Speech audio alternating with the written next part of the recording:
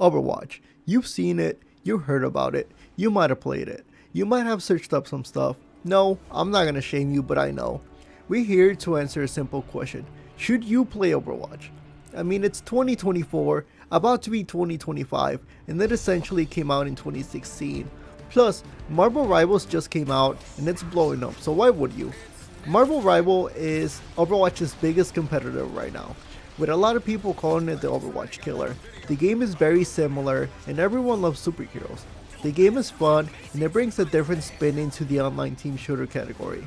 But I believe with Marvel Rivals taking the reins, there is going to be people who either didn't enjoy Rivals or thought Rivals was fun and now they want to try Overwatch. Marvel Rivals has that fresh game smell and people are eventually going to burn out. They're going to get bored, move on to the different game, go on to the next big thing, or go back to Overwatch after the new game effect goes away. With a new season comes a new character and a new collab. And yes, the pictures you're seeing are correct. Those are things that definitely happen. So the question, should you play it? If you've never played it, yes.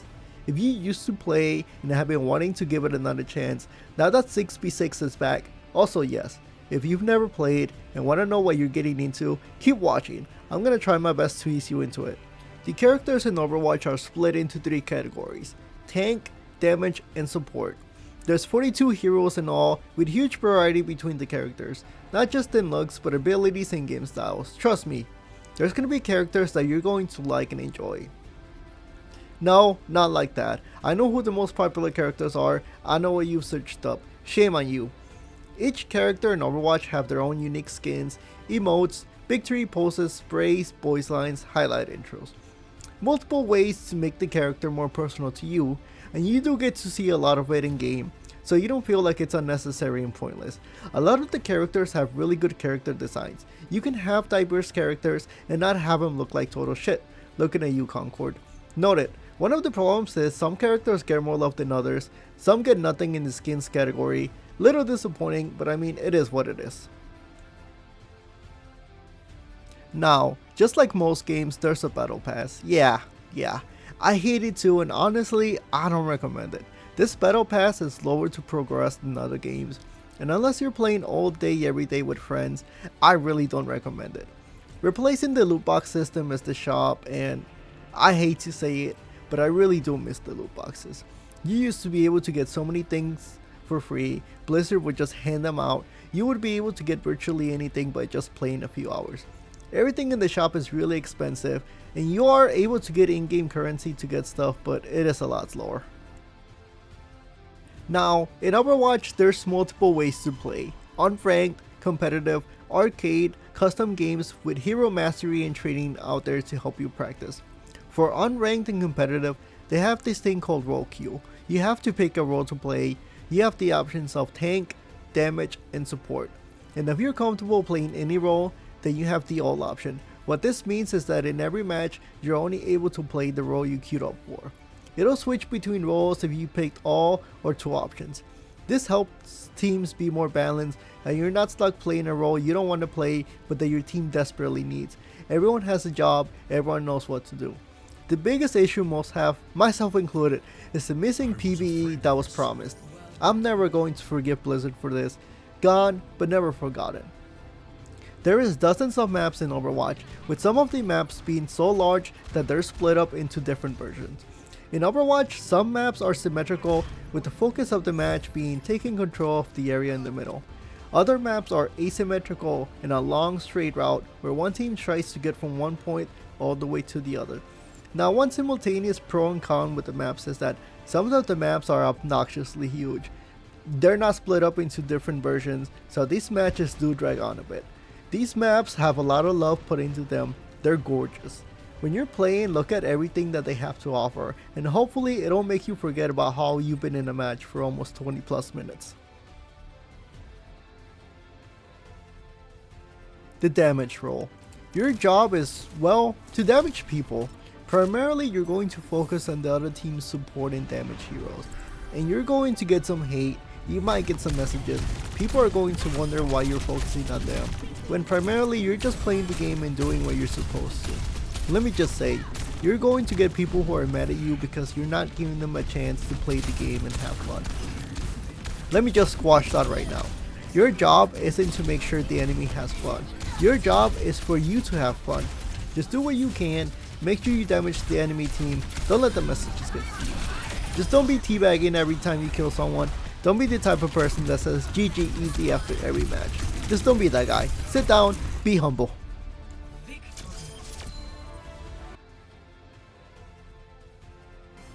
The support role. No, I'm not gonna say your job is to support. That's a given. There's multiple ways to support. Everyone heals, but everyone heals different. Some heal more than others, some do more damage than others, and there's some characters that people forget have healing abilities and end up using them as a third damage role. Looking at you, Moiras. Your job as support is making sure your team is healthy, alive, ready for the next fight, or helping them survive the current fight. Now, being a support character, you're gonna get focused a lot.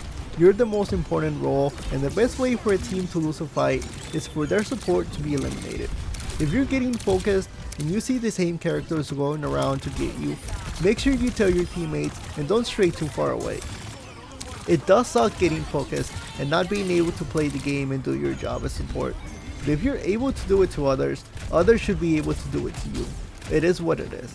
Some characters heal by shooting, and if you have a hard time hitting your shots and you aren't able to properly heal your teammates the way you want, some characters are able to heal over a bigger area. That way you can focus more on the enemy and surviving, and you won't have to worry about always hitting your shots and making sure that your team is healthy.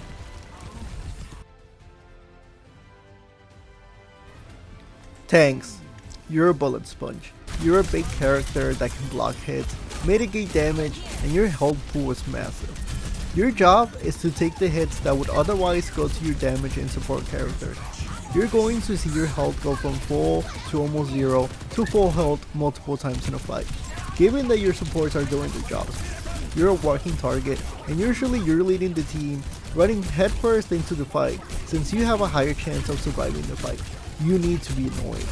Most tanks heal or gain HP boost as their damage, giving you a chance to survive longer, and with proper support, you're gonna be in the fight for a big while. One of the biggest problems people had in Overwatch 1 is that having two tanks resulted in games lasting obnoxiously long and promoting a toxic hate game style. Looking at you, goats. Now, being a big bullet sponge doesn't mean much if you don't have good support. So support, please keep your tanks healthy, and tanks, please keep your support alive. When I say be annoying, I mean it.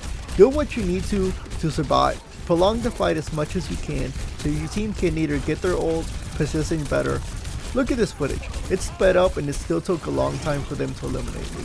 Now, with any role, if you're good, you do your job, you're probably gonna get hate. People are gonna think you hate them personally. People are gonna think you're doing your best to ruin their experience. Just ignore it. Take it as a sign that you're doing your job.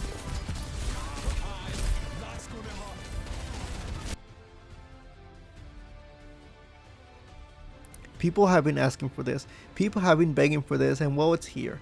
6v6 is back. For returning players, go play it and see if it was like how you remembered it. For new players, try it out, see whether you prefer this or 5v5. I know a lot of people hated 6v6 and some didn't enjoy the long games, but honestly, I think it's a nice option. It's up to you to play 5v5 or 6v6 as you're not forced into one or the other. If you hate it and don't want to relive bad memories, just avoid it. But do note, a lot of the stronger characters have been nerfed, weaker ones have been buffed, to prevent certain toxic game styles from rising again.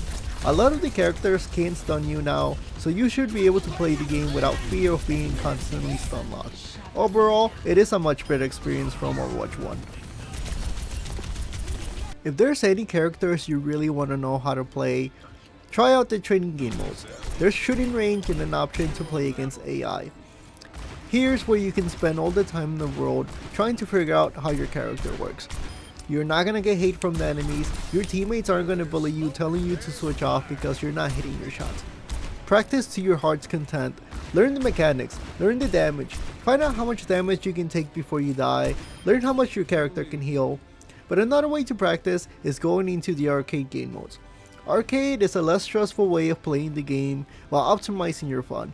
A lot of these some people don't take seriously and you're able to do some really dumb stuff. Take for example this game of 5 Mercies and No Limits, a game mode where there is no limits in how many people can play the same character.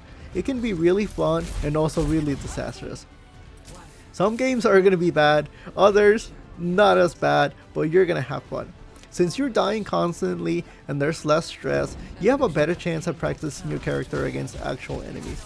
And since not many people take these seriously, your chances of getting flamed are lower since everyone is just trying to have fun and the winning aspect isn't as prominent. Right now there's winter events, one of them being May's Snowball Fight. You just throw snowballs, there's a 5v1 Yeti versus Hunters, go try it out. Have some fun. If you're losing often, switch to these game modes, unwind, and remember how to have fun. Because this is a video game, it's meant to entertain you, not stress you out more.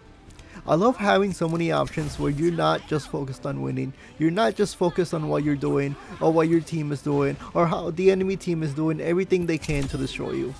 I don't know about you guys, but I work a lot, and sometimes I just really want to play a game and have fun. I want to unwind, and the thing I hate the most is pulling up into a match just to get destroyed by someone who's been playing the game all day every day. It really puts me off and makes me just want to turn it off and go do something else. The point of video games is to entertain yourself, take your stress away, give you a chance to unwind. I don't want to get sweaty just to have a chance to win and have fun. Looking at you, Fortnite. I'm not saying Overwatch is going to be an easy ride. There's definitely days where you're going to get focused a lot, you're going to miss every single one of your shots, and you're not playing the way you want to. Switch to a different game mode, go have some fun, you have so many options. I undersell the options, but if you go into custom matches, you'll have hundreds of different creator built game modes. Granted, some of them are more fun than others, some aren't very good, but go look at them, go explore, you'll find one that you're going to enjoy, I promise you. I'll be honest. I'm getting older, I'm getting tired of playing against younger people who have more time to practice and who are really good at the game. And yeah, the first thought is get good, but I don't want to focus on just playing one game or spend my days practicing just to be marginally better.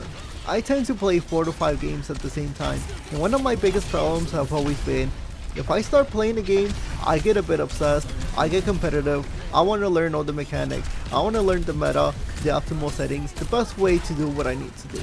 But I'm getting older, I'm having less time than I used to, and I can't do it anymore. I just want to have fun and play games for what they are. And with this game's 100 of game modes, I can do just that. Overwatch used to have this big stigma that it's really competitive and toxic, but not anymore. Unless you're in the deep competitive scene, but the competitive scene in any game is toxic and not fun at all in my opinion. I really recommend Overwatch. I really think this is a good game to play for new and returning players. Go ahead and try it out, let me know what you think. This is part of a list of games I want to do a dive on whether you should play them or not. So keep looking forward to my upcoming content. I won't say what the next topics will be, but I'll leave a hint. If there's game franchises you want me to cover, or you have heavy opinions on Overwatch, please let me know. I would love to read what you have to say in the comments. And until next time.